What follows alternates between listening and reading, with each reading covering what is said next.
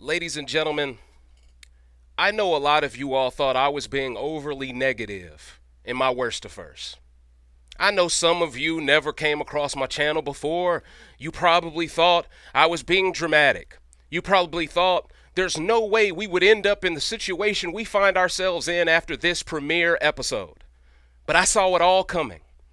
Because if I can just take y'all back, since everyone wants to talk about multiverses and time traveling, if I can just take y'all back to a year ago, after Taylor's win, when we could have just put black men, giving them some gratitude, some respect, some appreciation for the prophecy that Monty fulfilled. For whatever reason, it was so hard for so many people, both in the media, on social media, all of the above on that ISAT and ACT. For whatever reason, it was so hard for all these people to give a brother his due. And by certain black people agreeing with that mantra, they set us all up into a season in which we have one black man and now 4 black women.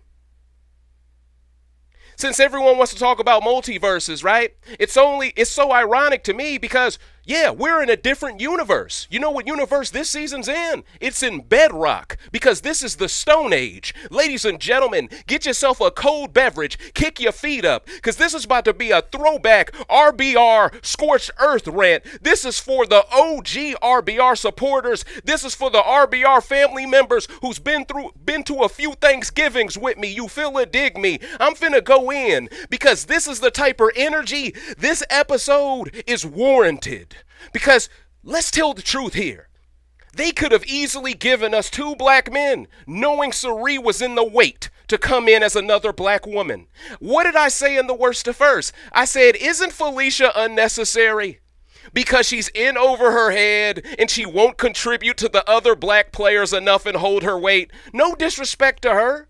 But didn't I say these things? And why would they choose to pick a black woman legend that they know from Survivor was bad at competitions? See, you gotta connect the dots. They pick Cerie because they know for a fact she'll be the one vet that can't dominate the game through comps. Which gives the advantage to who? The people they really want to win.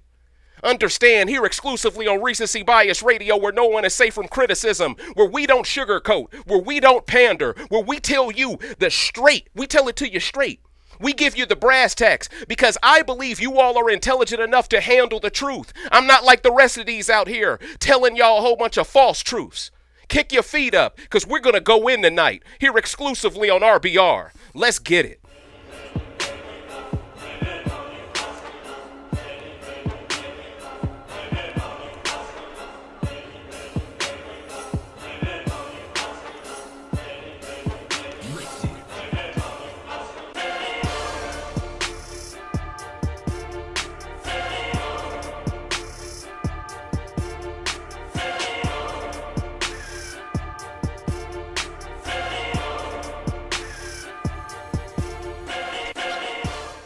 Yes, ladies and gentlemen, I am the holder of the Infinity Stones, and it is my job to bring balance to the multiverse, to the galaxy, coach. And since I am one of the true wielders of, well, because I'm one of the true people who can bring the blip, because I can snap my fingers and change a multiverse, it's only right that I show you all what's really going on within this one.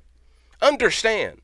This production team went out of their way, and my apologies, Mecole, I can tell you at least watch some seasons, but you're in over your head too, because Kirsten and Felicia both are clearly casuals. They wanted to walk in that house first, and I'm not trying to roast these sisters. I understand they are all victims of circumstances that are outside of their control, and before people run with certain narratives, I'm not trying to say that production went out of their way through the twist to screw these players over. What I'm saying is production decision making in the casting department made it possible for us to have this moment.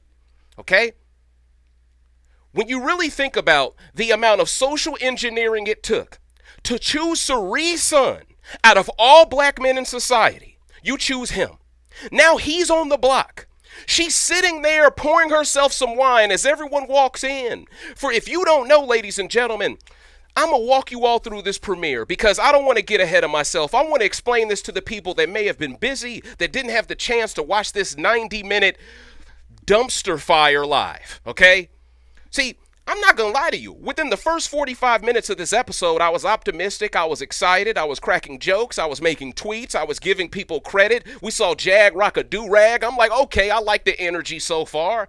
Even Red was starting to showcase some of his charisma, which I was concerned about in the worst of first. So what Julie does is she brings out the first state, and then she brings out the last state. And for the first time ever, she has all 16 players just standing right there. But then she allows them to go in groups of 4. These groups of 4 are designated to specific colors. Each color is designated to a specific multiverse. So they had to choose one slot out of each of the 4 comps, one by one in each group.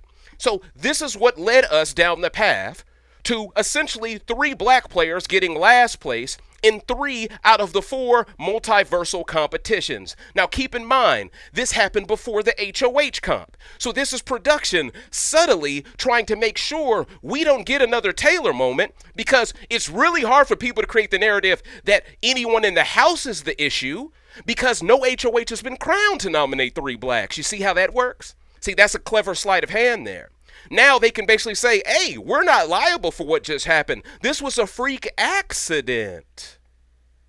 But let's be honest here. If you all knew that you were going to devise comps that were that difficult on day 1, knowing you were casting Felicia, you low-key wanted her to be one of the noms. And let's be honest here, I got to keep it funky in these streets. Jared, you should have performed better in that comp. And it's an L that you couldn't perform well. And see, Jared walked into this game with a strategy. He didn't want a gun for the first HOH. Now that he's a nominee, he really has no choice. I got people coming up to me saying, oh, well, this is probably a battle of the block twist, Dave. He could still save himself. Or better yet, Sari can still save him. How can Sari save him? She doesn't win comps, remember? Unless production hands her an overpowered twist to save her son, I don't see her son lasting past week 1. And see, there's another wrinkle to this that's being lost on the community completely. You mean to tell me, because see, I look at this as the perfect storm for the Stone Age to emerge. You mean to tell me the one guy on this cast that had a knowledge base from Survivor to be able to out who Jared's mother was is Cory. And he happens to be the only non-black nominee next to the 3 blacks. Do y'all really think Cory is not gonna unload that clip and make sure everyone in that house knows for a fact that's Jared's mom, that's the all-star or slash vet or twist that's now sipping on wine? See, what you got to understand is, for all the people that think Sari can save Jared, I can create the argument by Cory being on the block next to Jared, it further seals the coffin. See, you got to use your thinking cap. And see, throughout the years, people called me a baiter. Throughout the years, people said I was paranoid. Throughout the years, people tried to gaslight me into not being confident about the predictions that I always get right. And they always retroactively try to admit and give me credit, but none of them in the present admit I am one of the greatest to ever do it, if not the best. Well, ladies and gentlemen, tonight I'm seeing a lot of people hand me my roses. No bachelorette settings. I see a lot of people handing me my roses because at the end of the day, what they are noticing right now is, this is looking bad, coach. I'm seeing OV Kabir tweet talking about this looks like BB25 camp comeback. When you got people who are alumni that ain't even black, that are uncomfortable about what they see right now, that's how you know what we're looking at is whack. Like, let's really keep it funky right now, man. They could have easily given our boy Jared one more black man on this cast, so if that black man made it past these comps, he could at least be a mouthpiece outside of Sari that could help him in this situation. Maybe the other black man guns for the HOH, which allows Jared to not have to showcase all of his skill sets in 1 week just to survive. And see, that's the other part of this. Even if Jared does survive, winning the battle back just makes him a threat. Winning HOH just makes him a threat. And Cory being on the block next to him, it definitely makes Jared and Sari combined a mega threat. And we know Felicia's not going to get taken out, so it really is going to come down probably to Kirsten or Jared. And do you believe they're going to take out Kirsten, the eye candy, before Jared when he's the spitting image of his mother? Ladies and gentlemen, this is the closest thing to a black sabotage I've ever seen. It's the closest thing. And see, look, I do believe this cast is interesting. I do believe there are a lot of likable players. And honestly, I feel somewhat bad for a lot of these other players. Did you see how uncomfortable they looked because they realized the optics? I looked at Bowie Jane, who was standing behind these players when they started to realize the Stone Age was coming. Pay close attention to our brother Jared's face here, y'all. Normally, he's cool, calm, and collected. That face right there tells me he's rattled. I am a body language expert, ladies and gentlemen. I know nonverbal communication very well. I was the one who showcased Monty when he got out Michael the look he gave Taylor. Y'all know this. I've always been this guy. You need to understand. Look at Felicia. She's staring up into the sky. She knows what it is. Kirsten's too much of a casual to realize they're all screwed. Understand here, coach. The Stone Age is here. We are in bedrock. And what's most heartbreaking about all of this is Cirie has to play now on the defensive from the start instead of being able to just play her natural social game of not having to play on the attack. Well, of playing on the attack. She has to play defensive now. She has to play, you know how like when it's the end of a football game and they get into the Hail Mary formation and that puts the other team into some type of a prevent defense where they have 3 safeties up the field and stuff like that. All the corners are sagging off. Now Cirie has to play prevent. She can't send no blitz. And I can create the argument if Cirie can't send a blitz, Cirie's game is already handcuffed. So I must ask y'all this question. How does Jared get out of this if he doesn't make himself a target? Who, not on the block, is going to win a comp to take Jared off? Cirie doesn't win comps. So that means he would have to depend on someone else. You think Jag's going to risk his game for Jared in this situation? If Cory is telling the entire world that Cirie's Jared's mom?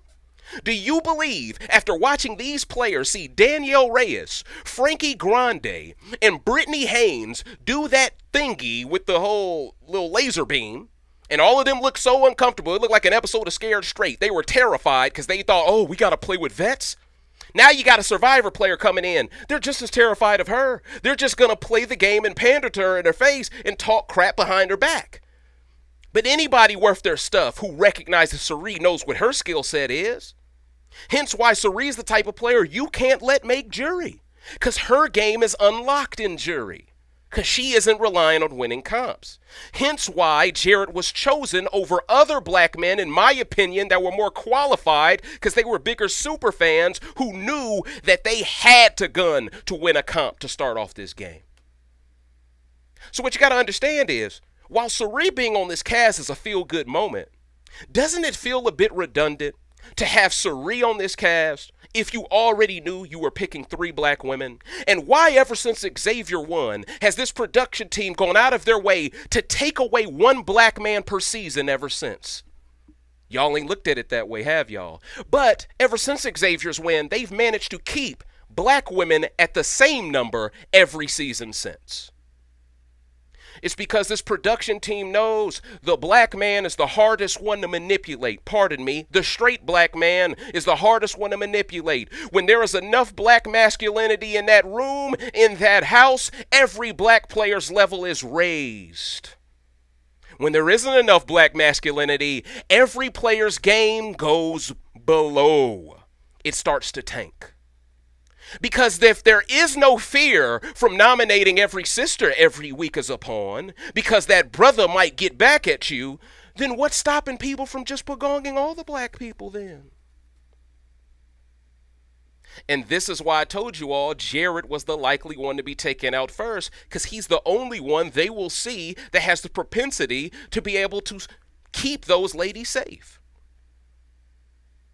Now, I know what the devil's advocate argument is. Well, Jared, he flopped on the first comp, so maybe he's not that big of a threat. Maybe this helps him, Dave. Maybe this helps him stay. But I could create the argument Cory also flopped, right? You know, what can Jared possibly say that makes his threat level lower to Cory's when Cory is 5'7" in stature? So you got to understand, there's a reason why I said the things I said in my worst to first. Because I knew for a fact, production, and we know production loves Cory way more than Jared. So they're not going to let Cory go. You know they're invested in Felicia because they want her and Cirie to hit it off. They're not going to let Felicia go. We just got to use some common sense here, y'all. So at the end of the day, they ended up choosing these 4 multiverses, these 4 comps. Jared had a puzzle of some sort that involved him picking up pieces, taking it to the other side, kind of Survivor-centric. He ended up getting last place in that. After that, we saw players get kicked in the butt. It was a weird comp there. And we saw Kirsten get last place there. Then after that, we saw I forgot what comp we saw after that. It was the Wires comp. And of course Felicia, she didn't know what she was doing in that comp was way too complicated. You need to be a super fan to really know what you're looking at in that situation. And of course the other players really dog walked her in that comp. So, and the only reason why it's not 4 black nominees is because Mecole was in the same group as our brother Jared. Understand, this could have easily been 4 blacks. If Mecole was in that endurance comp over someone else in that last endurance comp where they're holding on, literally we could have had 4 black people on the block, y'all. We avoided that by the skin of our teeth. So I want y'all to pay very close attention to all these people who were pandering to y'all for a couple of years, because I don't think these people are that bothered or uncomfortable about what they saw tonight. I don't think so. Because like I've always said, when the Stone Age was around, none of these people really cared about the trauma black people went through until BLM happened. Then all of a sudden, let's clout chase. But prior to that, all of these people all had the same stance. They all said, you all are race baiting. You all don't know what you're talking about. Maybe this isn't the show for you.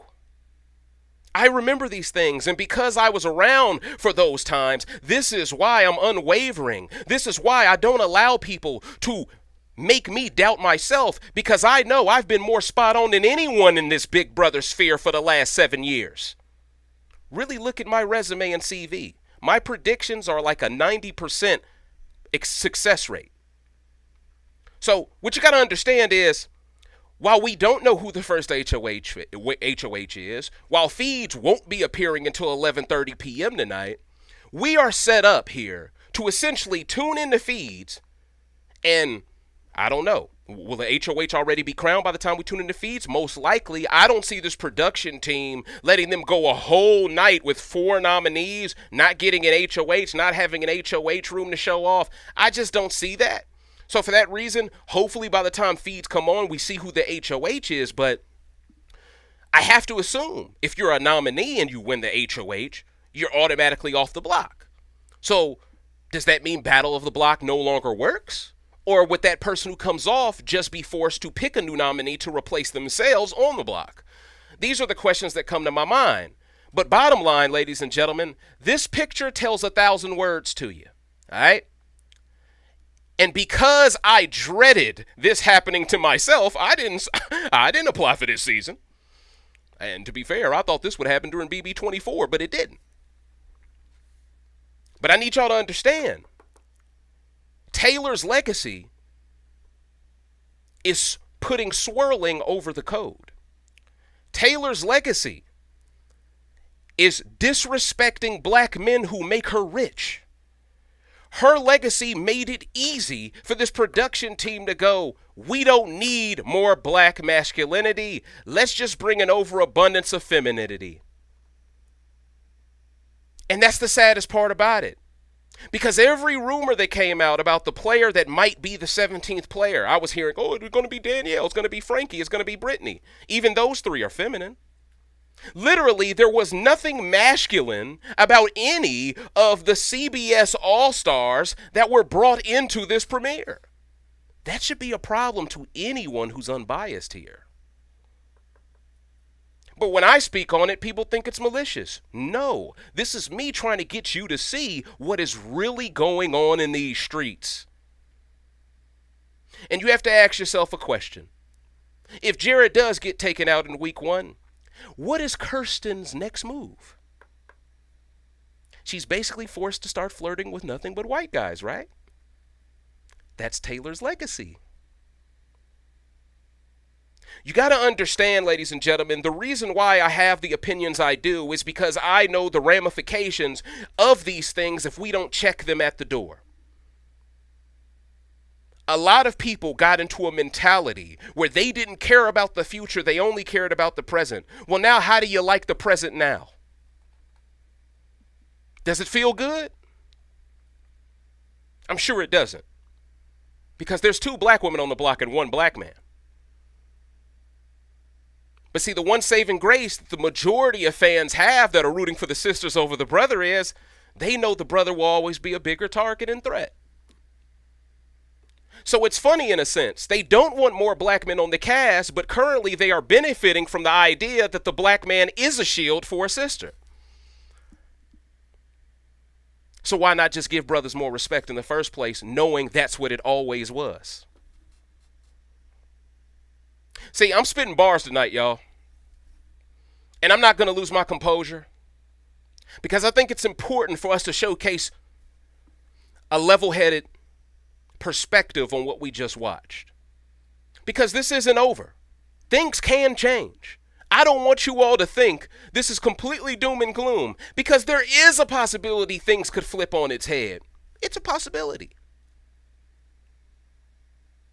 But I just think Cory being one of the 4 nominees is almost the worst case scenario for Jared as a nominee now. Because I guarantee you Cory knows Cerie's CV.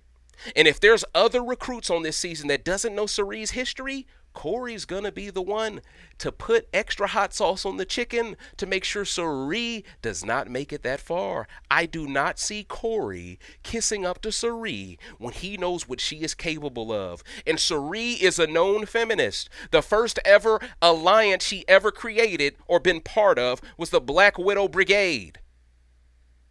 If you are a guy on this season, you do not want Cerie to spearhead that an all-women's alliance again.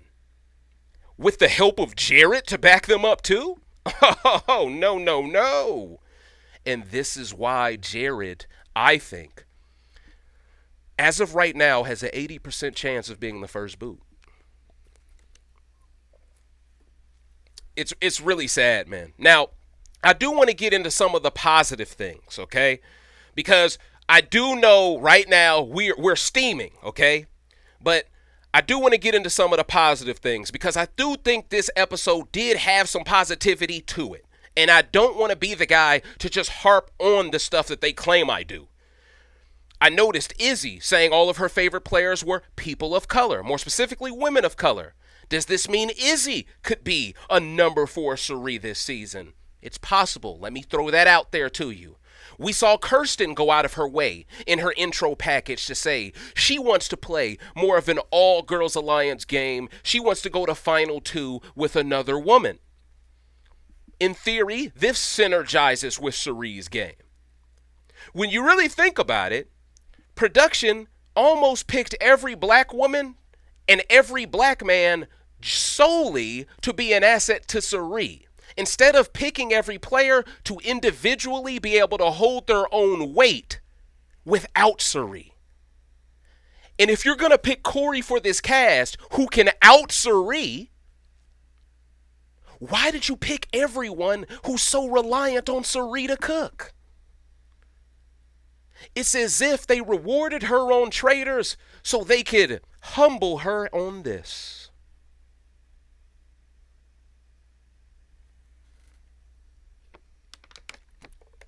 Y'all gotta listen. Y'all gotta hear me out here. Because what you gotta understand is people love to build you up to break you down. I've seen this too many times. And when you look at this cast, America looks like a problem. You saw how fast she did that puzzle? She did that puzzle faster than Bowie Jane. She did that puzzle way faster than Jared. She did it faster than Mecole. That girl's going to be a problem this season. Reilly, if I'm not mistaken, didn't Reilly hold on to that endurance comp longer than Cory? Reilly's a lot stronger than we're giving her credit for as well. Or maybe she was on the wire thingy. Maybe I'm wrong with that. But I thought she was holding on. Maybe I'm wrong with that. I thought she was holding on though. Maybe I'm wrong there. But my point still stands. And all these other players are looking very strong, and you notice production didn't handpick them based off of whether they would work well with their gimmick selection. No. They picked them based off whether or not they were good enough to make it on any cast, period. There's a luxury in that. There's a flexibility in that. And listen, someone like Hisam, his game might be helped if Jarrett leaves in week 1, because now Cirie needs Hisam more. This might be what gets Hisam the route to the end he truly needs. This might be something that helps Jag's game long term. But I think Jag needs Jarrett to stay more than he needs Felicia or Kirsten to stay.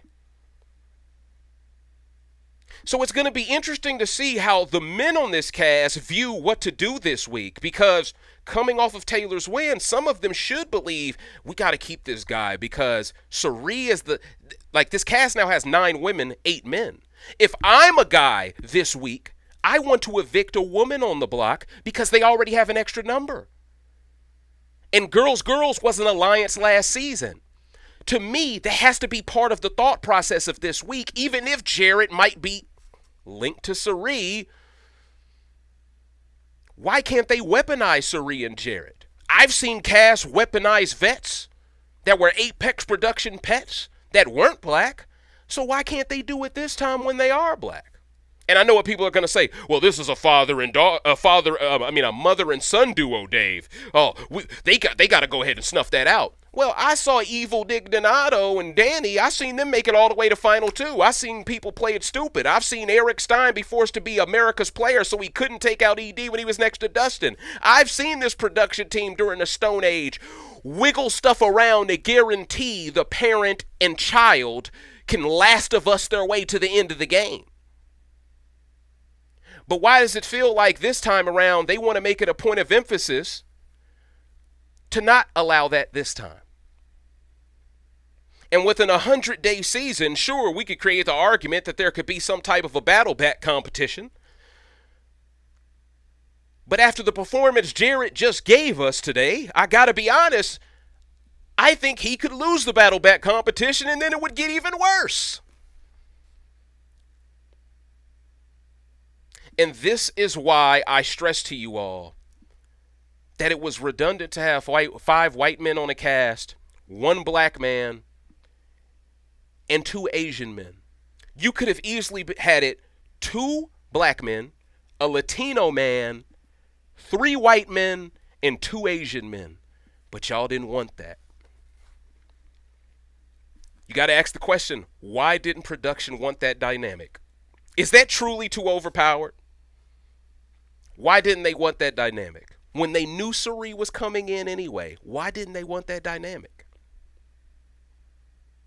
Did they think the other black man wouldn't listen to Cirie and follow her to the end of the world because he's not her son? To me, that's coming with a lot of assumptions. That's them going out of their way to not give black men the opportunity to actually have Cirie's back. But if I remember that Traitor season, Cirie played a black man to the end of the world. And she also played a black woman. Both happened to be LGBT, by the way. She played both of them like a fiddle. And that's how she ended up winning at the end. She forced a white man to essentially quit on the final episode of the season because he saw she was trying to gaslight him into being a bad guy if he didn't just let her win. If any of these players watch The Traitors and they are non-black, they're going to remember what Cirie did to Ari. Wasn't that his name? Y'all got to understand, man. They set a trap. And what I'm worried about the most is that we have so many fans that are okay with this because they didn't want no black man on this cast anyway. But these will be the same fans if Cirie's a pre-jury boot complaining. What can you do, y'all? But there's some other things I want to discuss. Izzy admitted that she went to Yale. She's an Ivy League grad. America's an Ivy League grad. They could hit it off based on that. Also, Red is a veteran, same as Cameron. They could hit it off based on that. Are you noticing how production is handpicking people that can get along with each other very well? Pay attention to all of this. All right, this is important. Now, Jared said he wanted to win this game to repay his mother. I thought that was touching. But now that he's playing with her, well, I don't know if you'll be able to have that opportunity to repay her. Because I think you'll go home before her. Matt performed very well tonight. Let me give Matt some credit. I thought that comp that kicked you in the butt was Hisam's wheelhouse 100%.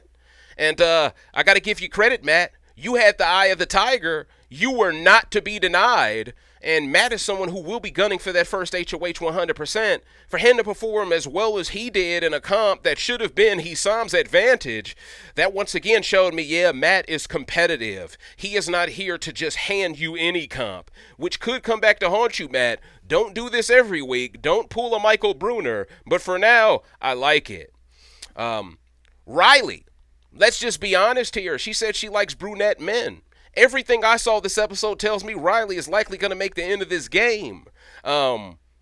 She's confident. She gets the game. She's a blonde. Usually those archetypes always at least make Final Five. I think she's going to have a lot of staying power. And because she said she likes brunettes, I think the likelihood of her hitting it off with Luke increases exponentially.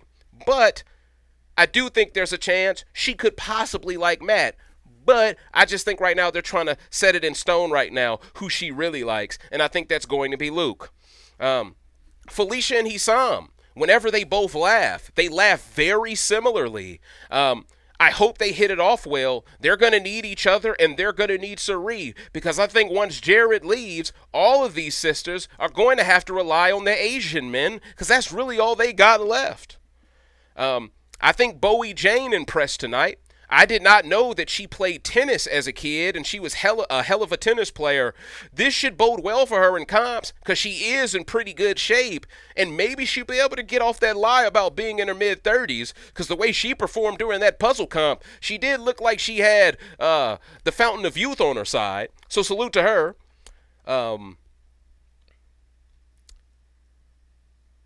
The different verses were called the BB comic verse, the Humila verse, the scary verse, and the scramble verse. Let me state that.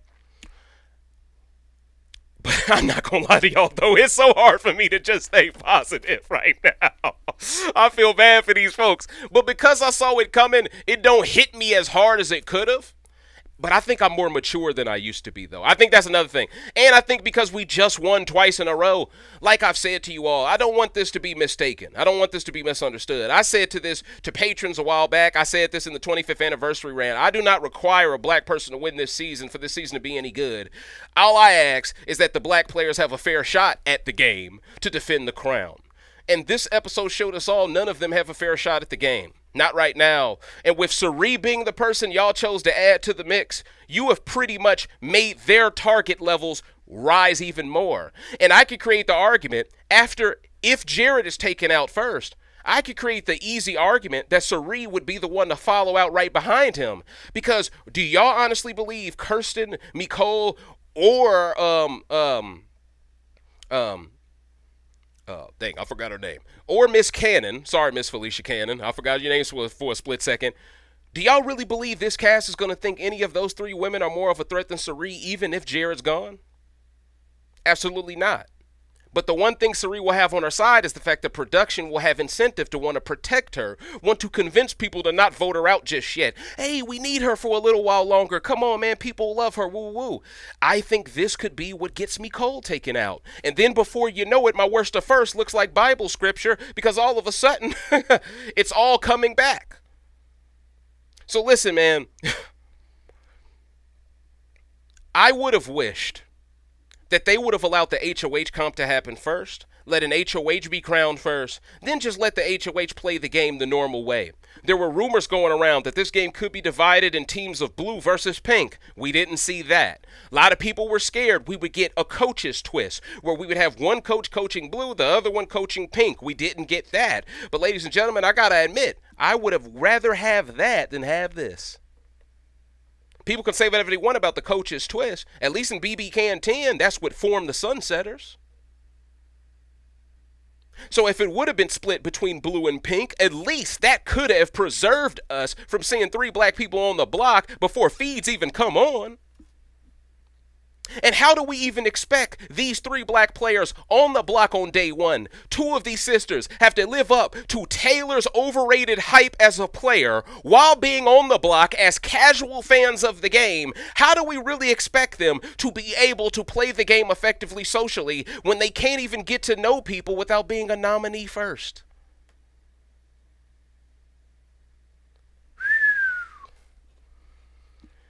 Man, oh man, oh man. They're against the 8 ball. And honestly, I don't want to toot my own horn, but this is the type of cast that needed someone like me.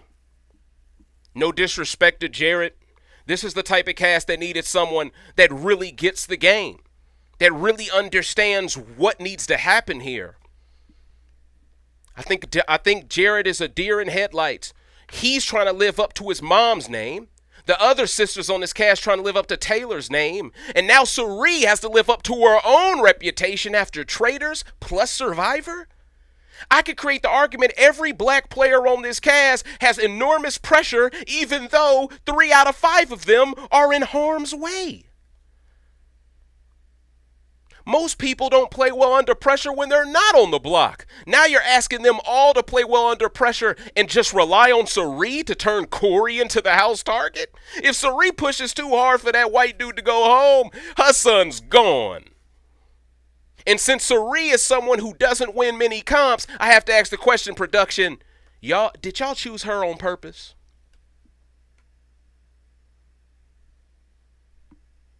What did Marvin Lattimore do to y'all at production to not ever be brought back for this show? That man created the backdoor plan. You gave his credit to Nokomis because you so badly wanted to cultural appropriate history. Not once have I seen that man get any real credit for his contribution to the history of this game. No mention during the 25th anniversary of this game. You mean to tell me this wasn't the perfect season to bring back someone like Marvin?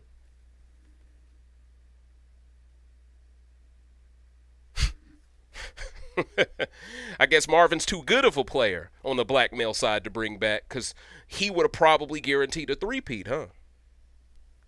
See, you got to understand, ladies and gentlemen, production, essentially, if this is Pokemon, production is the trainer that has EXP share from the beginning of the game.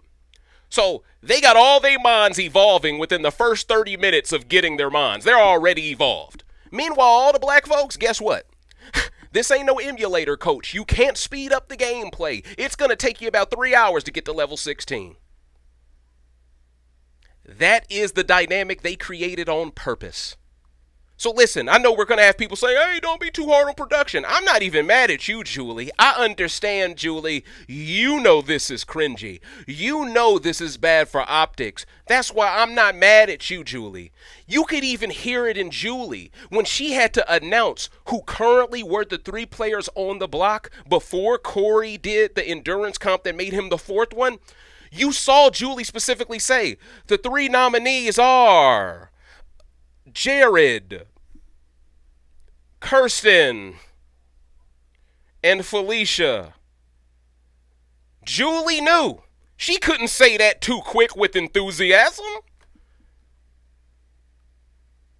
And I gotta say it, I feel bad for this production team too. Not all of the members of production that was part of casting. I don't feel bad for them because I know what y'all were on. But the people who are just doing their jobs, the cameramen, the people who create these comps, the people who want to see people win this game based off merit, not other things that are outside of you getting yourself to the promised land. I feel bad for those people. Because those people are going to be lumped in with the casting team that set black people up to fail. And that, unfortunately, is what happens when you're guilty by association. And I have to say this might be somewhat karma, because they have allowed all of these narratives about straight black men to become a monolithic, broad stroke narrative towards what straight black men's intent is, what we mean to do, why we don't like doing this, why we're so hard to work with. They allow all these narratives to go haywire, and then one by one, ever since Xavier, aka Excalibur, aka the exceptional one, makes history as the first ever black winner, what do? They make sure there is one less black man every season since. Celebrity Big Brother US Season 3 had more black men on it than this. Think about that. So when I tell y'all that black people are screwed because there's only one black man, I'm not just saying that because I'm a black man. I'm saying that because I get the game. I'm saying that because I'm not one of these people who read the room and say, oh, y'all hate black men today? I do too. That's never been my stilo. And because that is the stilo of the majority of public opinion, this is why we are on the course to the Stone Age, and we are moving on the expressway on our way there. Today's premiere episode was a Nexus event. We need to hit up Loki, huh? We need to hit up Kang the Conqueror, huh? We need to rewind this thing. Hey, can we hit a reset button, Julie? I'm just saying, Julie. Hey, you need to hit up Sari and be like, hey, yo, listen.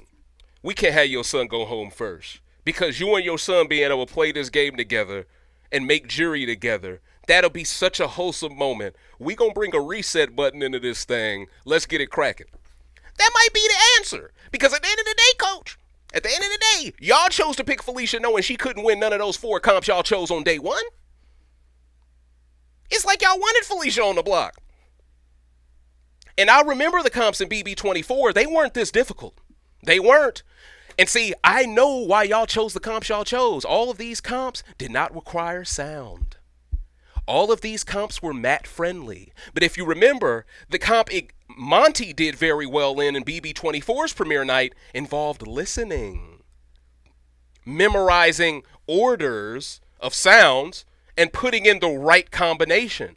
That's how Monty avoided getting sprayed in the face. Remember, that's how Kyle got sprayed in the face. But of course, Daniel ended up winning the first HOH anyway because, I don't think Monty's a big rock and roll guy, and they had to put together like a rock and roll or like a drum set or something. Y'all remember how that was. But my point still stands, ladies and gentlemen. I am someone who loves to see players win based off merit. So listen, part of me appreciates the fact that these initial comps did have a difficulty level to them, because this forces players to be off of easy mode on day 1. But when you do not fully equip the black players to be able to handle a hard difficulty, and instead you underpower them so they can get stumped out by all the other people that you overpowered, you don't really have the luxury of playing ignorant like you didn't think this was a possibility of happening. And I must ask the question once again. If this is the post-Taylor Hell Big Brother, can we all admit Taylor made some mistakes after she won the game? Can we all admit that? Can we all come to the table and really sit down and really talk for a second? Taylor, as the ambassador of this game, is the first ever black woman to win the real flagship program of this game. Of course, Tamar Braxton won it. She had a responsibility to bring black people together with her win. See, Xavier, he didn't have that same responsibility or that same burden because y'all hated him when he won. So all he could do was disappear, huh? Y'all Thanos snapped him to the Shadow Realm. So he said, all right, y'all don't like me anyway. I'm going to disappear. I'm going to enjoy my money, and I'm going to go ahead and get married. Congratulations to you, brother. But when Taylor won, she got nothing but love for everybody. Everybody. And she still focused more on negativity than Xavier did when Xavier had more of a right to be negative because of how he was mistreated after he won. Taylor went from being the bullied to the bully. And now we're supposed to believe Cirie can walk in here and throw her weight around post Taylor hell. Ladies and gentlemen, I got some oceanside property in Wyoming for y'all if y'all believe this Disney Plus stuff. But I could create the argument a lot of y'all do believe it because y'all believe Jailer was real. Exposed? Huh? Oh, you thought they wasn't going to catch her straight real quick? Come on now. Come on now. Shout outs to Cachet. But anyway, my point still stands, ladies and gentlemen. I feel for these black players because I covered this game throughout the Stone Age and I know what they are going through. I know what they are feeling right now. It is very important for you all before feeds come on to keep it together, to not showcase weakness. Unfortunately, I can see it on Jarrett's face right now. He's hurt behind this. And even if he saw his mother in that kitchen, he has to feel a bit ashamed that he couldn't just keep himself safe before she revealed herself as the twist. Imagine, your mom is this legend. You're trying to live up to her legend. Basically, Jarrett is like JaVale McGee. If y'all don't know, JaVale McGee's mom was a hell of a basketball player, hence why JaVale McGee was very tall, very athletic, yada, yada, yada. He's basically the JaVale McGee of reality TV in a sense. Everyone wants him to be able to, pursue the things his mother did and be good at these things. The disappointment he has to have in himself for not being able to win or at least avoid last place there. I know that hurts, man. And see, you got to also take this into account. Production not going to want to admit this, but they are happy that Jarrett's on the block and not Mecole because they know three black women on the block over a black man and two black women is more of a controversy because more people dislike brothers. And they know this at least guarantees the people who don't like black men won't be outraged, but the people who support all black people will. This divides the black culture automatically, which gives who the season? The people they wanted to win, and that's why they chose the players they did anyway. So you got to understand, it's all connected. See, people love to say, oh man, he just always talks about these, he talks about these conspiracies and blah, blah, blah, blah, blah. The truth is, coach, these ain't that. This is based off of the history that I have witnessed. This is based off me knowing how twists tend to screw us over the most. And this is based off me knowing that 9 times out of 10, when it's a brother involved, there's always something that goes awry that leads to us going home pre-jury when you're talking about the Stone Age. See, in the Stone Age, sisters usually always made jury. That's something people don't really like to discuss. Nah, Davon didn't make jury her season. And there's people telling me, I think Felicia will play well because she's a mom and they'll think of her as the mama of the house. Well, Cirie's a mom too now. You think both black women are going to be able to benefit from being the mom of the house now? I'm telling y'all, man, this is worst case scenario for a lot of players. And I must ask this question one more time to y'all. Doesn't Felicia feel like a redundant casting decision if Cirie was going to be there all along? Think about this. If this production team knows Cirie's history of not being able to win comps, surely they should have known the best way to assist her is to give her black players that were comp beasts. Or at least give her black women that are comp beasts and super fans. But they gave her 2 out of 3 recruits and casuals. Even Cirie isn't equipped well to perform well here, if you really look at it. Because her son, no disrespect to him, he needed another brother. He needed another brother on this season. He's going to be following his mom around like a puppy dog because strategically he can't control nothing as long as she's around. And this should have been his moment to shine. So the one time you're on reality TV, you're in your mom's shadow, and you're the first boot, man, I feel for the brother, man. And I just hope from a mental health standpoint he can bounce back from this if he is the first boot. But there is no guarantee he will be the first boot. But ladies and gentlemen, now I would like to go to the live chat. And now I would like to ask questions or answer questions from you all, the community. I would like to hear your feedback because believe it or not, a lot of people watch this channel from afar. A lot of people copy talking points from this channel from afar. And they make their opinions a little bit safer for the masses. So please, give me your opinion. I'm going to bounce ideas off of you. And if you all want me to answer any questions, I will. But understand, to recap, currently there is no HOH. We have 17 players in the house. So Ree is the player within the game. But 3 out of the 4 nominees before the premiere episode ended are all black. And if you all watch this episode for yourself and you haven't yet, it is one of the saddest episodes as a black fan you can watch, coming off of the high of the last 2 seasons. But you can't say I didn't warn you. That way you wouldn't be blindsided as much.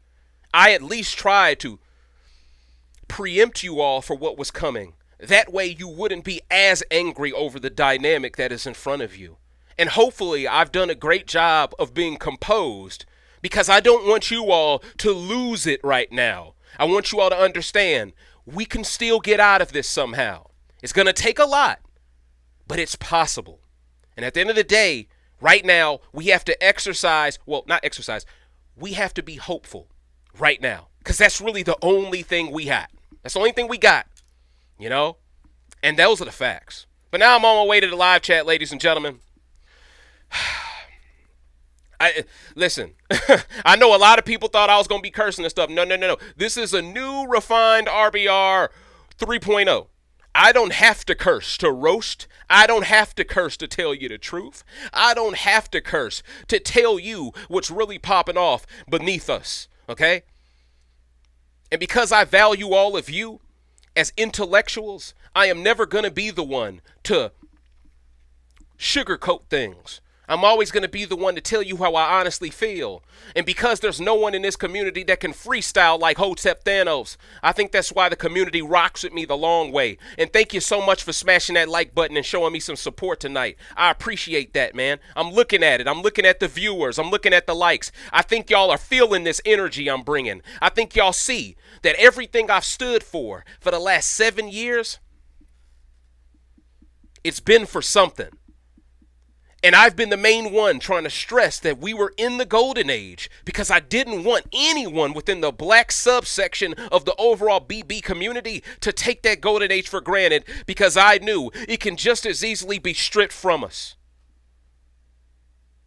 So when we have our time on top of that mountain, on top of that Paramount Plus mountain, we have to be the ones who are selfless enough to scrap whatever personal issues we have in our personal lives and not allow that to roll on over like Singular Wireless minutes into our analysis of players in the house. We do not have the luxury of living vicariously through swirlers or pushing sisters to swirl when we're in the Stone Age. And I see some of y'all on social media pushing those narratives. You should be ashamed of yourself. We're 1 week away from BB15, and all you want to do is see The Little Mermaid pop off on CBS. Huh? Are you insane? Clinically, I mean. Do you need to go to Arkham Asylum, coach? Listen, I can give you a bus ride right now. I can give you a Greyhound ticket, round trip, coach, but you ain't coming back. It's going to be like Paul's round trip ticket that he never needed. Huh? Oh, I'm going in now. Y'all look crazy in these streets. One black man on this cast, and I saw people on social media celebrating it like this was some type of W for black women. Oh, good. This means our sister can flirt with more non-black men. Go, girl. And see, what you got to understand is, all these people that wanted Taylor and Joe to get it popping, that were pissed off that Monty took her to Pound Town because he were thugging with my rounds, they want so badly for Kirsten to fulfill the prophecy, the swirl prophecy. They so badly want her to fulfill the Oreo Dairy Queen Blizzard prophecy. When right now we should be focused on nothing but chocolate, coach. Huh? We shouldn't even require vanilla ice cream right now, huh? Hopefully, this episode and the behavior online of some of these stands, hopefully now y'all can see who really set us up for the Stone Age. Hopefully now y'all can see I truly was the one like Spider-Man. Remember Spider-Man 2? Remember when Doc Ock, remember when he had that runaway train scene? Great scene. I think this was Spider-Man 2. Probably the best Spider-Man movie ever made, arguably. But I mentioned this because it's multiversal and stuff. It's on point. But remember when Spider-Man, he was trying his best with all of his webbing. He holding back that train, trying to make sure you could save everybody. And then eventually, when he tired himself out, it was the people who had Spider-Man's back and made sure he didn't fall to his death. Ladies and gentlemen, right now, I'm feeling the love from y'all. I feel like y'all are on that train behind me, holding me up as I keep all of us from losing it right now. Because that's what my job is, ladies and gentlemen. My job is to make sure y'all have the adequate enough information to do whatever you want with it. But I must stress this once again. Let's not blow off on the handle too soon just yet. But if Jarrett's the first boot, I don't blame y'all if y'all go off on anybody. Okay? I don't blame you after that. But once again, if you can admit after this rant that I have been the unsung hero of this community because I've been seeing what the truth was all along while the rest of these people have been lying to your face trying to pander to you.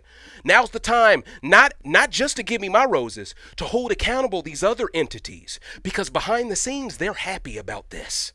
They're going to do their little live streams and they're going to keep trying to, oh, this is not a good look for the optics. Oh, I wish this wasn't. They're only sad because it's 2 black women on the block. If this had been Jarrett on the block and 3 white folks, they would not care.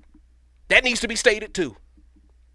So listen, I'm one of the few people who scare these people because I can utilize the Sharingan just like Matt can.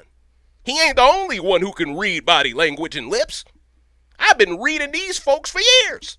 And because I've had the ability to do it, that's why they've tried so hard to shadow ban me, to limit my influence, because they know the minute I truly take the throne, the Iron Throne, as the breaker of games, no one's going to go to them anymore because they're going to be found out as grifters in the first place. And that's the irony here. I was the guy who was false accused of grifting, and now the streets, based off of the trauma they had to witness tonight, now they can see the rest of y'all have been the grifters. I've been the one trying my best to avoid this, while these other folks out here, they're like the Super Scrolls, they're shapeshifters. Oh, they're getting put in a coffin themselves, it ain't just Jared. Let's get it cracking, huh? You would have thought I just ordered Subway, the way they're doing Jared this dirty. You feel it, dig me? Oh, I'm going in now. Oh, we're in our prime, baby. You got to understand, every athlete has that season where you just know, oh, snap. The mental then caught up with the physical. He's winning that most valuable player, and there's nothing anyone can do about it. This is my season, y'all. This is it. This is my Giannis Antetokounmpo. And right now, nobody on the Phoenix Suns can check me. Right now, it's a lot of DeAndre Aytons out here getting ate up. Huh? It's a lot of past their prime Chris Pauls that got to become bench warmers on Golden State because they can no longer be the star player we need or we can relate to.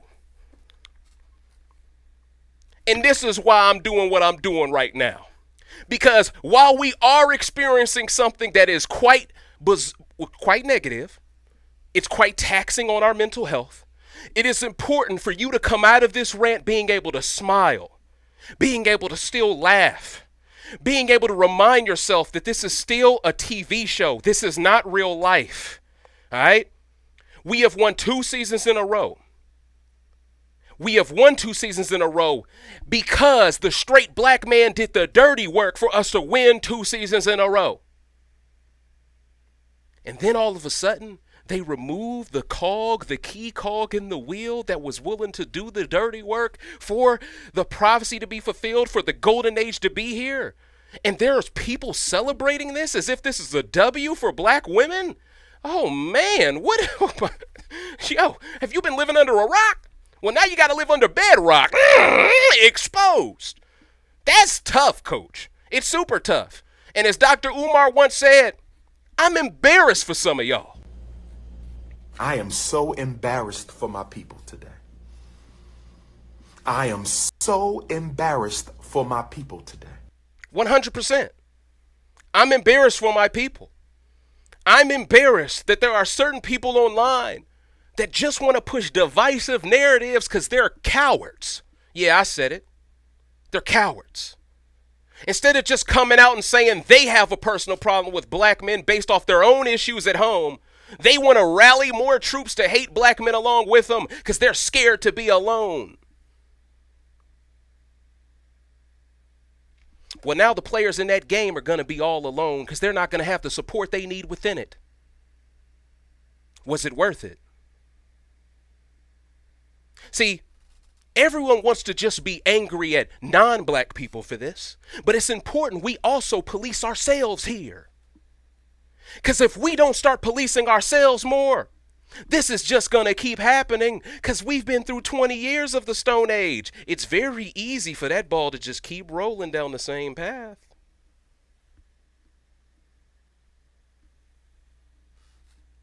When the cookout was here, I saw black people on the same page in ways I was shocked by. Because up until that point, I never saw nothing like it. I remember BB22. When people justified Davon taking the sides of two white women who tricked her out the streets, who basically gaslit her into a fake feminist strategy, when all the while both of those women just wanted to sleep with Cody. Yeah, I said it. That should have been the wake-up call right then and there, that a lot of these narratives, a lot of these movements, specifically within the reality TV space, is meant to keep y'all docile, sisters. To keep y'all from truly realizing the true ism. To keep y'all from not valuing your true knight in shining armor. The brother that's going to bring that Valyrian steel to whoever look at you sideways. So for me to see these people push these, oh, we want this Disney Plus over here. Oh, we want that Disney Plus over there. Oh, we want this interracial couple over here. When there's never been this interracial couple that ever made Final Two that granted a black woman win, I have to ask the question, do you care more about an interracial relationship than black excellence? If that's the case, I can create the argument you're anti-black. I can create that argument. Because you don't even love to see sisters win because you're rooting for a dynamic that sisters can't win within. Do you believe a jury is going to reward a black woman in a showmance with a white man? They're going to look at that white man as the ultimate wrestler. He was able to play both sides. He had all the white people on his side, and he was dating a black woman. This guy's different. You really think they're going to go, that black woman deserved to win over that white guy? No, because white guys are judged differently than black men, remember? And this was the thing that helped black women win over black men. So why would you throw away the one gift horse you had, sisters? Y'all had it made in the shade. All you had to do was be like, listen, Monty made some mistakes, but him taking out Michael, him giving Taylor to BBC, and him taking her to Final Two, that is more than enough. That is one of the greatest apologies known to man. People act like $800,000 isn't a great apology. I've seen people talk like this. These are the same people in real life that will accept any apology from the guy that they just want back in their life. But all of a sudden, when it comes to Monty, they act like 800 grand ain't good enough to forgive that brother, huh? It's astonishing. Well, there's not going to be any 800 grands given out ever again because a black woman ain't winning AFP this time. You think the public going to reward Cirie with AFP? When she just won the Traders? And it clearly was rigged? No. Dog. And see, I know what people are going to try to push. They're going to try to act like, oh, there's still a chance someone black could win AFP another year in a row because Cirie is here. Cirie's going to have a Survivor fan base voting for her. Trust me when I say even that is going to pale in comparison to the support Matt is going to get this season. And as long as this cast makes sure Cirie's son goes first, Cirie automatically now doesn't have the same dynamic she thought she was coming into this game with that she was prepared to utilize. So if she goes home pre-jury, she's guaranteed to not get much votes.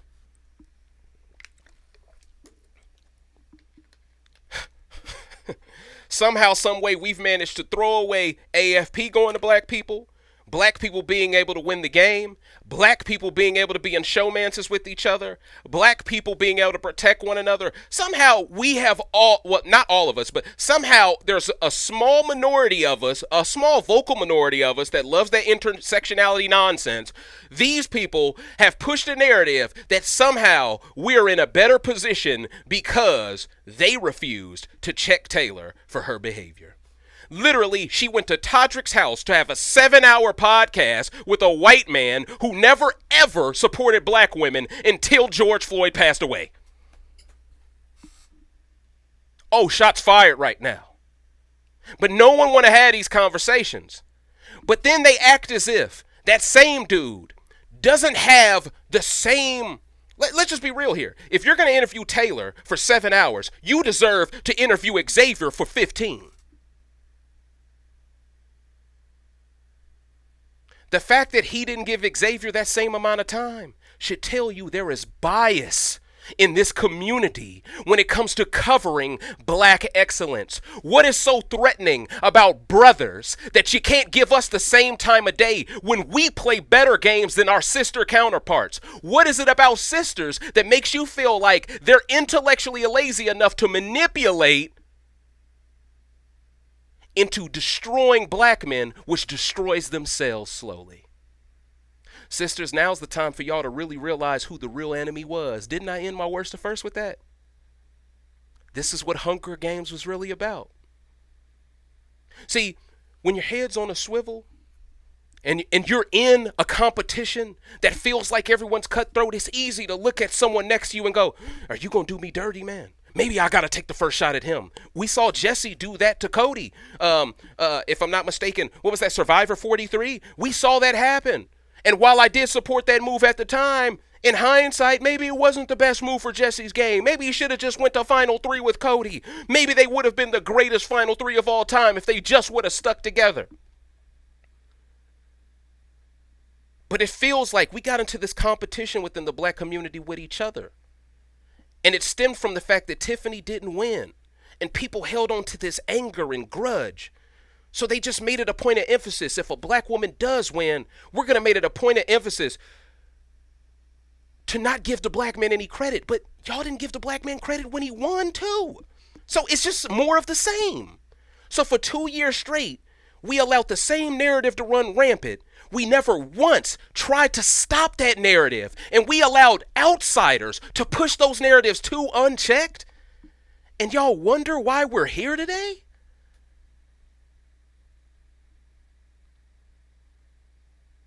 For all of the hard work I put into this channel, no one should have more subs than me. If we're talking about who truly gets the game the best, if we talk about who truly has fought the hardest for what really matters in our community, if we talk about who really has taken the most risk, if we talk about who really has got it out of the mud.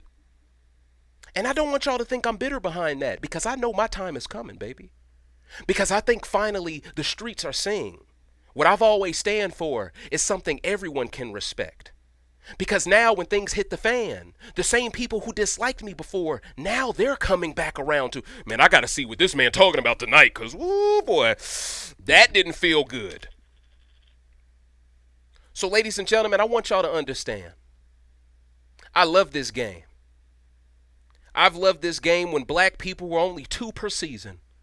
I love this game when Evil Dick only was in the game for like 2 hours and still made sure Jeff and Jordan, Brendan and Rachel and Danny targeted the black man and Keith at the beginning of BB13. Because even ED realized you got to get rid of the black man if you want to make sure these newbies can't get us. See, people can say whatever they want and pay very close attention to people who push these narratives. I can't wait for Big Brother to just be about Big Brother again. When was Big Brother just about Big Brother? Season 1, America voted a black man out first. Ooh. Season 2, Danielle lost because of a bad twist where they could see the jury speak. But let's be honest, it was Danielle's own anti-blackness towards the end that lost her that game. She just takes Marcellus to Final 2. She wins. And this is why Marcellus in BB All-Stars considered her a race traitor. And that's the reason why Marcellus isn't spoke about, because he's one of the few people who did check Danielle for her actions at that time. There's not many black men who will check Taylor for her actions today. So understand, history is beginning to repeat itself in ways. You gotta really pay attention to this. When history begins to repeat, you have to ask questions. Did we make the same mistakes of the past? Or did we just get too full of ourselves and we let our foot off the gas? I think it's a bit of both. Seriously. Marvin Latimer, a man who's part of history. They removed him from the history books to give his credit to a white woman. BB15, we know all about that. BB19, Dominique, Paul Beta-Hamian wore blackface and no one checked him for doing it. But everyone says, I can't wait for the game to go back to just Big Brother. BB20, Swaggy, literally, he gets close to Tyler Crispin because they both lost their father at an early age. And what does Tyler do? He works with a white woman to get Swaggy backdoored out the house. BB21 can't come back. We know the rest. BB22. Davon is part of a preseason alliance that is created to keep her docile. And you have to ask the question, isn't it very interesting how the same way Davon got manipulated against black men, some sisters within the reality TV Big Brother space got manipulated by these same white folks to turn on black men on a larger scale after Xavier won?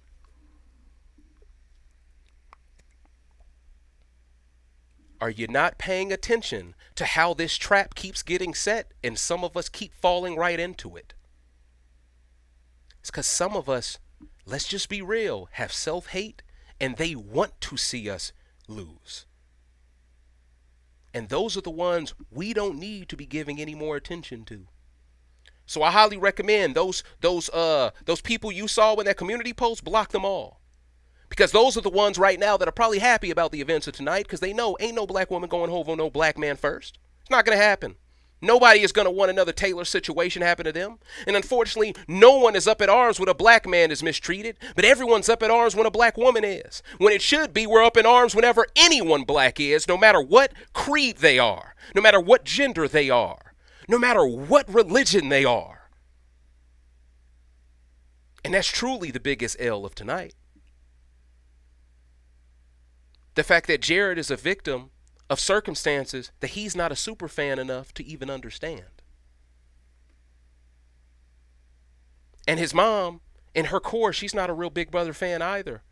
So even if she was able to speed read herself through a few seasons, unless Cerie's been watching live feeds ever since she did her first ever season with Black Widow Brigade, she's also going to be behind the 8 ball a bit here. And while she is a good social player,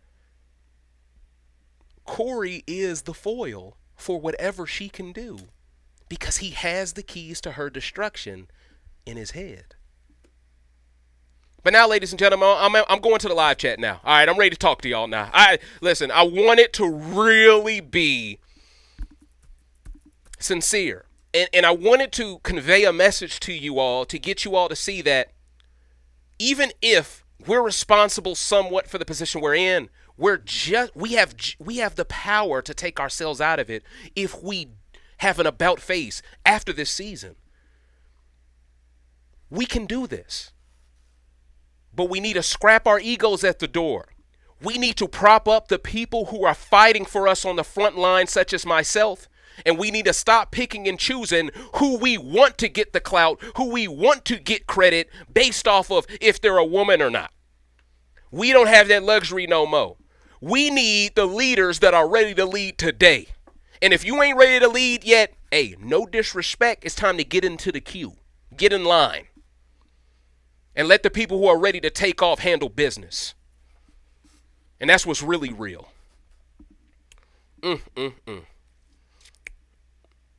All right, ladies and gentlemen, I hope y'all got questions ready. I also tried to wait for y'all to, add more questions to the list. Abdi asked a question. Shout outs to you, Abdi, patron. I appreciate you for your support, coach. He asked, do you think sisters will get jealous in the future and call out Taylor for being carried by a black man? I don't believe that at all. Honestly, if there's one thing that this season is going to do, I think it's going to make people really look back at Taylor's win with a different with different lenses. See, a lot of people looked at it with rose-tinted glasses when it first happened, such as myself, because I also wanted the prophecy fulfilled. Let me state that. If Taylor would have carried herself better after she won, I would have no criticism of her. I want that to be stated. I do not want you all to think my disappointment in her is because she won the game. I'm not like you Xavier haters. That's not how I get down. I'm not that, let's an eye for an eye. I'm not one of them. Because that would make me a hypocrite.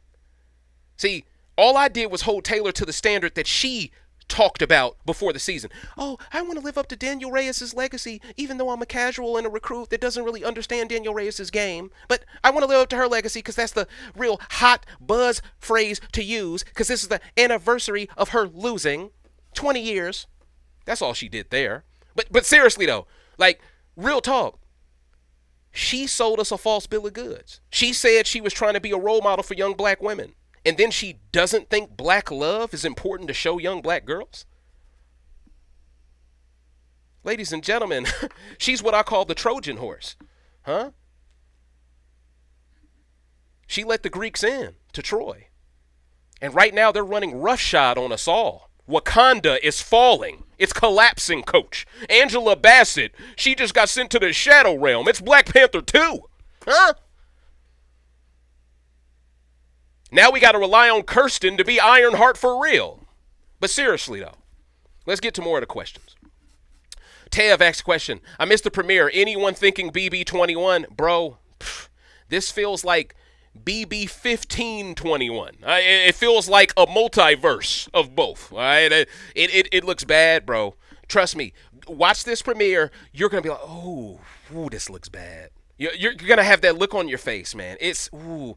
And see, you were around to watch this season back in the day. I remember you when I first started, bro. And that's why I respect a lot of y'all whose names I remember from years ago, back when I had no subs, when I had no followers, when I had no one willing to listen to me, when it just felt like I was on a soapbox talking to nobody, just hoping people would keep watching, right? I don't forget my humble beginnings. So I don't want y'all to believe I'm becoming full of myself.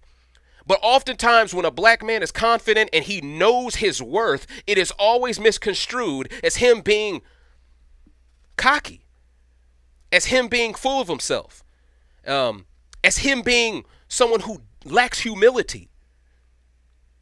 That's not who I am.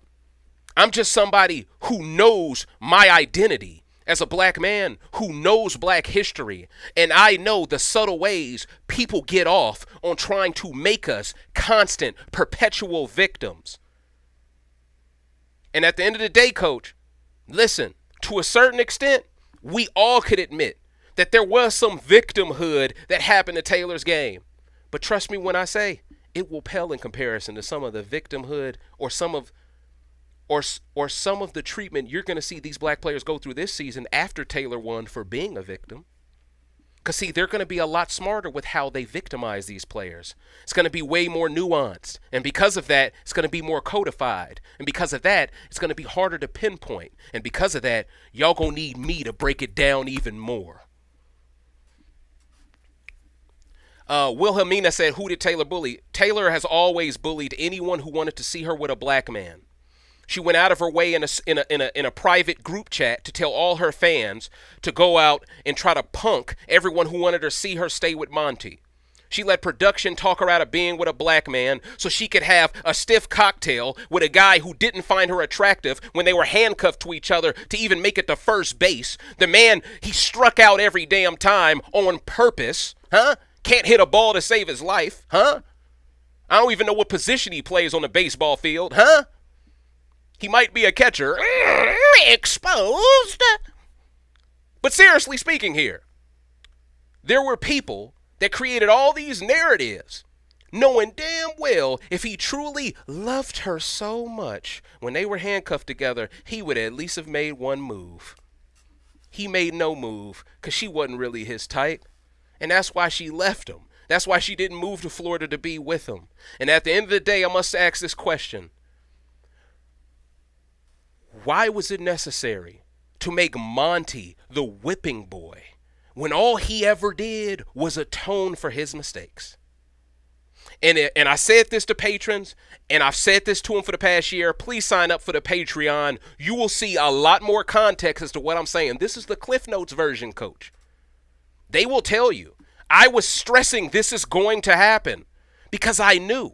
And because of that, I think a lot of brothers who have played reality TV have a newfound respect for me because I was willing to say the things no one was willing to say. And I say it in a respectful way because I want you to be able to learn from this and come back from it. I don't want this to lead to you being canceled like you want it to lead to a brother being canceled. I don't believe black folks should ever play a role in canceling each other. I think that's goof troop missions. So understand here, I feel the way I do because I understand where we came from. And now we're back where we were. And there's nothing like that feeling of deja vu to get you going, how did we end up back right here? What the? Huh? It's like an episode of Severance. You feel it, dig me, coach? But let's get to another question to answer. And see, I'm seeing a lot of people now starting to really see Taylor set us up for this okie doke season. And see, a lot of people are starting to turn on you, Taylor, because they're starting to see you could have easily, with your clout, you could have put together real cookouts. You could have put together black events. You could have done things to bring black people together. But then when you show up to Black BB weekend, you're the main one showing no enthusiasm, trying to get an Uber to go back to the Airbnb so you don't got to be around other black women. But then when you're out with Janelle, the Little Mermaid is too dark. The same woman who loved Barbie, by the way, pay attention to that dog whistling. All of a sudden, Taylor got her buck teeth out. Oh, I love being around her now. Oh, I never believe I'd be around this white woman. Let's get it. Never even seen Taylor around Danielle Reyes much for all of the clout chasing she did off her reputation. So you got to understand, Taylor set us up, man. She set us up. How are you more miserable as the first ever black woman at a Black BB weekend event than you were at a Pride event with two non-black people? If you aren't a double agent working against what's best for us all. See, I'm going to apply real pressure here so y'all can see I'm undeniable with these facts. They couldn't come off the dome so easily if I were lying to you. They couldn't. But I need y'all to understand, all that Taylor's karma. This season is Taylor's karma. Jared is a victim of Taylor's karma. Suri is about to be a victim of Taylor's karma. And I can guarantee you more people love Suri more than you, Taylor. And this might be what makes them turn on you if you're not careful. This is why I tried so hard to get her to see. Oh, man, there's so many different ways you could have played this, coach. There's so many ways you could have played this, coach. You really blew it. You know, while Xavier was at least socially aware enough to disappear and not make things worse so you could have the chance to win, Taylor, you wouldn't even disappear and make things good so someone could follow behind you. If this is My Hero Academia and this is all one for all, huh? You could have been the one to pass down that torch to a new person. You claim you wanted to inspire the youth. You claim you wanted other black women to achieve more after you. Well, if you truly meant that, you would understand the value of brothers, because you sure needed one. But you wanted the narrative to be, oh, it was all me, guys. It was all me. Came up, it's all me. This is like Nothing Was the Same Drake sayings. But the truth is, it wasn't all you. It was all Monty. And because you refused to admit that you were a passenger in Monty's vehicle, now there's no black man that even has a license anymore to drive. Huh? Now we got the kid of a mother who knows how to drive. And now he's basically strapped into his baby car seat because he's not even a super fan enough to drive the strategy. Thanks, Taylor. You managed to turn black men into black boys after your win. Oh, this is an ether now. This is really scorched earth. And this is irrefutable, the stuff I'm saying. You got to listen. You got to listen. Woo, she's getting cooked. She's getting air fried. But, ladies and gentlemen, I'm ready to answer some more questions. Let's keep it moving. Common Nostalgic says they're scared, but they are hopeful. Some of these folks look like they might be on code, hopefully. I mean, yeah, Jag, he had the do-rag on, coach. He went to Sally's Beauty Supply before he came on this season. I'm hopeful. But no, though. Abdi asks question, who will be black women's biggest enemy in this game? Based off what I saw first episode, it's probably going to be America. This girl is a problem. She can do everything. She's attractive. She has an Ivy League education. She's sociable. She checks boxes of diversity in which production can say, hey, we got a Latino winner. She makes it there. Also, Reilly. I really do believe Reilly is going to be a real problem this season. I really do. I don't think anyone's going to go after her anytime soon. Literally, the premiere episode is on Reilly's birthday. Literally, every alliance made this week, Reilly's going to be included in because it's her birthday week. They set Reilly up to succeed while they found a way to screw Cirie over. It really makes no sense. But this is what happens when the Stone Age is about to commence. Ladies and gents, I'm just saying what it is. Kimberly asked the question, wonder how the house guests will react to Cirie. It's really a shame that we have to wait until 11:30 p.m. I think they said 9:30 p.m. Pacific, so I think that's 11:30 p.m. my time, which would be past midnight for the East Coast. I feel bad for y'all on the East Coast. Hopefully y'all be able to tune into these feeds in a couple of hours. This is a big reason why I'm not in no rush to leave y'all. You know, I know y'all gonna run at them feeds after this rant regardless, but I'm here to entertain. And at the end of the day, man, this is therapy for us all, man. For real. You know, for real. Oh, Abdi, you know what it is. Budgie says this season was written by AI. Like them Michael Jackson trap hip hop albums. Oh, man. Yep, you're right, Jalen. He never liked Xavier. He was threatened by him because he knew Xavier wasn't the stereotypical black man.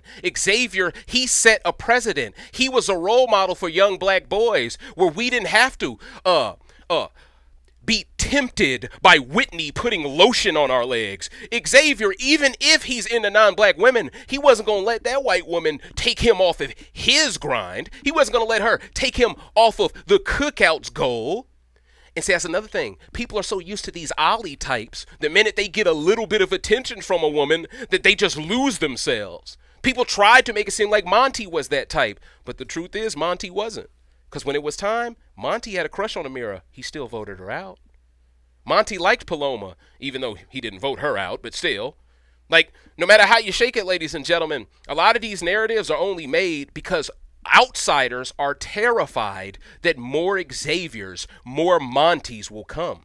So what they do is they try to gaslight sisters into hating the excellence of these players, so these players are never brought back, so their archetypes are extinct, and it's only right that it's extinct because we're in the Stone Age, it's bedrock, it's dinosaurs going around, and we're turning into dinosaurs as straight black men here. Pay attention to the symbolism of all this. See, I'm joking, but a lot of this in jest is true. But you're right. He never liked Xavier. And I could create the argument he never liked sisters until he had to like them. You got to understand. You got to understand that. All right, I'm trying to answer some more questions. I'm scrolling up and down, ladies and gentlemen. Thank you so much for y'all support tonight. You know what I'm saying? I know this is the energy that this episode required. And hopefully I didn't come off as somebody who just needs everything to go black people's way, or else he's just gonna throw everything away with the bathwater. No. My worst of first, I planted seeds to justify why I could have this reaction. So I hope people don't overreact to my reaction, because I'm warranted in this one. Because I know how people in the media have been trying to vilify the black man to get this to happen. Paul says, I've been part of the RBR family for years. It's been very entertaining. Where does Cirie rank for you in your worst of first? First of all, thank you so much. I appreciate that. That is high praise, coach. Where does Cirie rank for me in my worst of first? That's a great question because I didn't include her initially. If I would have known Cirie was on this cast, Jared probably would have been above Kirsten. Cirie would have probably been above Izzy. But I still think Reilly Hisam, Cory, Cameron, America, and Jag. I still think all of them are better players than Cirie for Big Brother because they are capable of doing it all, not just one thing. Cirie is strictly social. Well, she's social and strategic, but she can't win comps to implement her strategy. She has to rely on others to implement her strategy socially or through the social game. That makes her a limited player. And because she's more of a one-trick pony, this is why I said she's not really the Michael Jordan of Survivor. The Michael Jordan of Survivor has to be, let's keep it real, it has to be Tony Vlachos. He won twice. And he was someone who won a lot of immunities while winning.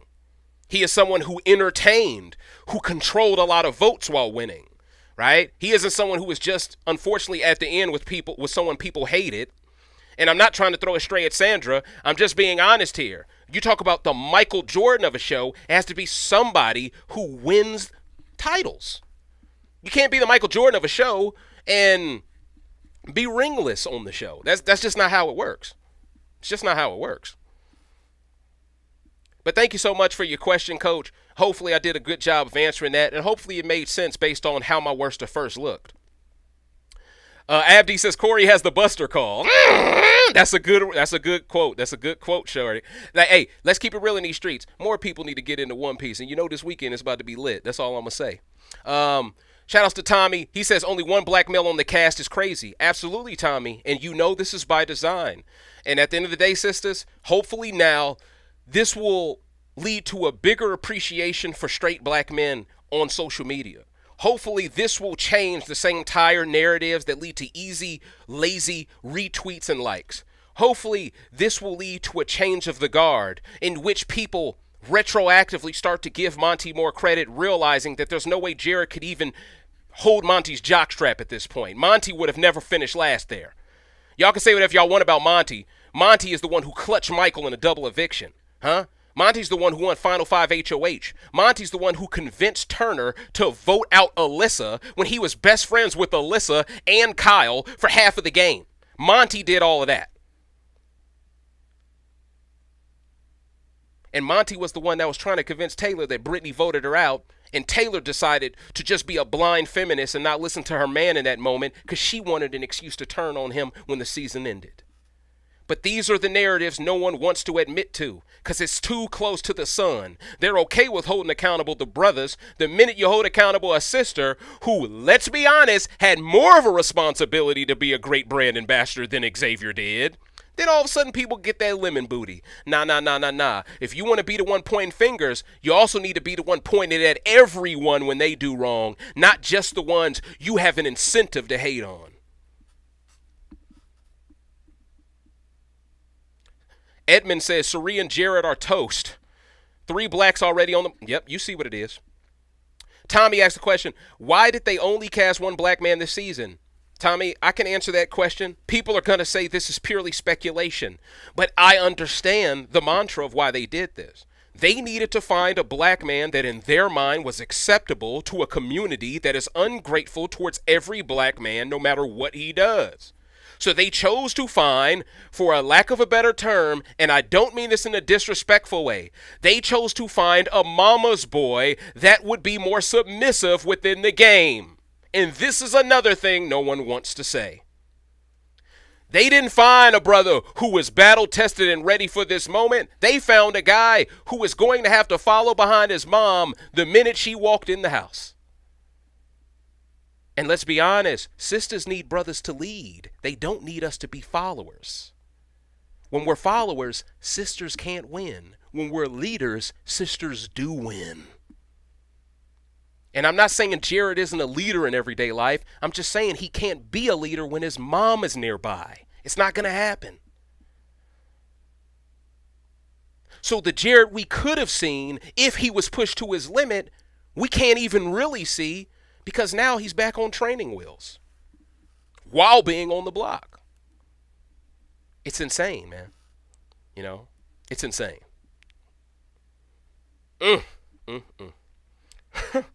Woo-wee. Y'all know I'm cooking right now. Y'all know I'm cooking. Please don't forget to smash that like button, ladies and gentlemen. I know right now this is the best stream y'all got on the internet covering this premiere. You ain't got to tell me. I can look at the numbers and I can tell. Caesar, you already know I let him know the thoughts. You feel it, dig me, coach?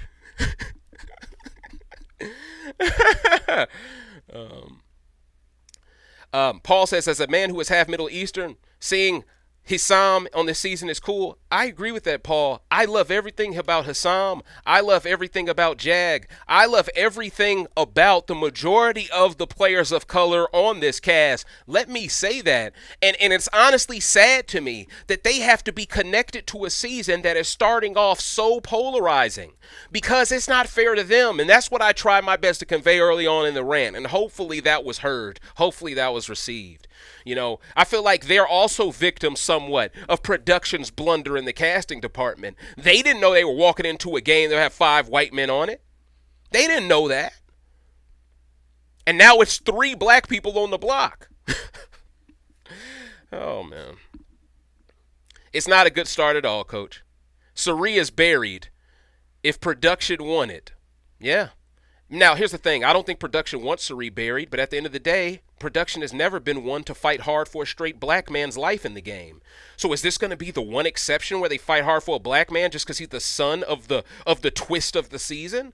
That's not unfair. That's not fair either. Because if he was any other black man, they wouldn't do that. So listen, part of me is like, I'm torn. I'm like, I would love to see I was joking about the reset button. I don't want y'all to think I was serious there. But part of me does want to see a scenario where Jarrett can stay. Another part of me doesn't want to see them interfere in that sense, because if they do, it'll be like that kid who got into a school not because he had good grades or he had a high score on the ACT, but because his father or his mother went there. It'd be special treatment. And that's not what I want to see. I want to see players earn their safety. I just ask that you give them enough allies to where they can actually drive some strategy too. That's all. Caesar asks question, Coach, you think production had a hand on which spot every house guest chose? I don't think so. Or at least I would like to not think so. But they did have a hand in which groups of 4 they chose every time. Now, I'm sure people can create the argument, well, Dave, if they would have put a black person in each different group, there could have been 4 nominees guaranteed in that situation. So maybe it's a blessing in disguise that they did have some black people in the same group, because that at least guaranteed they all couldn't be nominated together. Well, if that's the case, why not put 2 black people in one group, 2 black people in another group, and no black people in the other 2 groups? That way, at best or at the worst, it could only be 2 black nominees out of 4. To me, that would have been the better way to balance this out. But this tells me production didn't think this all the way through. And also, you got to take into account, it's still randomly generated because you still have to choose a multiverse to go to after you're part of that group too. So even if you're part of the same, yeah, that's true too. Even if you're part of the same group, there's still a chance you still could have had 4 black people not on the same. Yeah, either way, at the end of the day, it's just a raw end of the deal, man. You can't really say that they planned for this. But with that said, I'm sure they're kind of I'm sure there are people in production right now that are a little nervous, because this was supposed to be the 25th season. This was supposed to be nothing but positivity about it. And right now, it's more of a controversy of negativity surrounding it, coming off of the last 2 seasons we saw. And there's a lot of people right now who wanted to see this because they were deprived of really seeing this for 2 years. So you have this weird dynamic of, do they keep catering to the casual audience, that way the show doesn't get canceled? Or do they run back into that BB24 bag in a panic and try to save everybody black the first week? They're forced to let someone black go home for this first week. They don't have a choice. They don't have a choice. And that's why I think Jarrett's toast. I think he's done. I think he's cooked. And I think he may know he is. I saw his body language. He was rocking back and forth. When people do that, they're trying so hard to hide their true disappointment. And if I was in his shoes, I'd be disappointed too. Do you guys have any more questions? I would love to answer some more. CK, shout outs to you, coach. He asked a question, who would you want from the 4 nominees? Who would you want out from the 4 nominees? Personally, I want Felicia out. Because we have Cirie there. Felicia is not going to help us now, man. The jig is up. The Stone Age is here. Felicia cannot help us in a Stone Age battle. Sorry. With all due respect, Miss Cannon, you're getting retirement checks. All right, Cirie will throw you a bag after the season anyway or something. At the end of the day, coach, I mean no disrespect, but the black community needs more soldiers right now. I'm not saying you're not capable of being a soldier, sister, but you're not going to be able to win the comps to back up Cirie. We can't have 2 Ciries on the same cast, with all due respect. We can't have 2 people that have to be carried by other comp beasts. We need 1 Cirie, and then we need other players that are more athletic that can cover the things that aren't her wheelhouse. And unfortunately, Felicia, you are a bit redundant. The problem is, I don't see this cast ever voting Felicia out. And because of that, I don't really see how Cirie regains momentum. She needs her son more than she needs Felicia.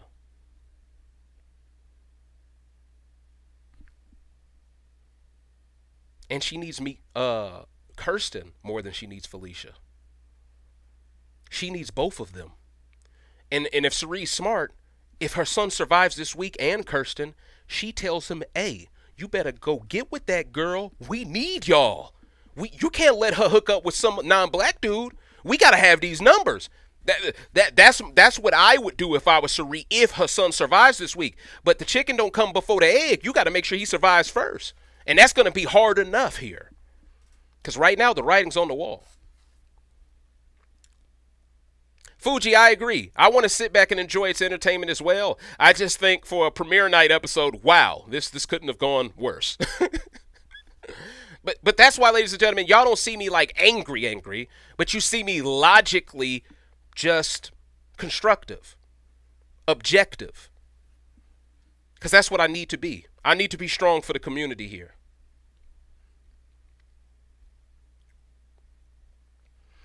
But ladies and gentlemen, thank you so much for watching this rant. There's one more question. We're going to wrap it up with Seston's question. Do you think we will get a second Big Brother season in the fall or winter due to the ongoing writer and actor strike? I think it's possible, Seston. This season will end most likely in early November, which could set us up to get a Celebrity Big Brother season in January, if not February. I think that is more likely to happen than anything else, simply because I think the Challenge All-Star Season 4 might also get put on CBS out of necessity, depending on how this season goes. Because you gotta understand, if this season ends up being controversial, Big Brother might want to wait it out a little bit, get past New Year's, get past Christmas, make sure people are distracted a bit, come back around with a celebrity cast. That might be their thought process. But if this season does end up being a massive success, sure, there is a possibility we could get an OTT too. I would love to see an OTT too, because we get to see behind the scenes a little bit more, and we truly get to see how the sausage is made. But ladies and gentlemen, thank you so much for watching this rant. This was the Back to the Stone Age rant. I'm Dave Smith of Recency Bias Radio, where no one is safe from criticism. And hopefully in this rant, I've been able to remind you all of everything that I stood for in the past. And I know during the golden age, it was easy to forget my CV, my resume, my credentials, all the things that I was fearless, courageous to speak on for all of you. But now that we're back where we were, I think it's safe to say that everyone is starting to remember just why I truly became the most threatening entity in this multiverse. Thank you so much for watching, and I'll see you all on the flip side for another one. Tomorrow night, we should have another episode, so expect that. The first week of this season, I always give, during the first week of a Big Brother season, I always make all of the rants public, so you don't have to worry about a thing. But after week 1, patrons will start to be getting more content, so I highly recommend you sign up today. Show me some support, and I'm going to definitely go to battle for you all for the next 100 days. Thank you so much. I appreciate your support, and we're going to fight this battle together, because that's the only way we're going to be able to overcome the Stone Age together. Deuces. Until next time. I feel bad for you, Jared. I feel bad for you, dog.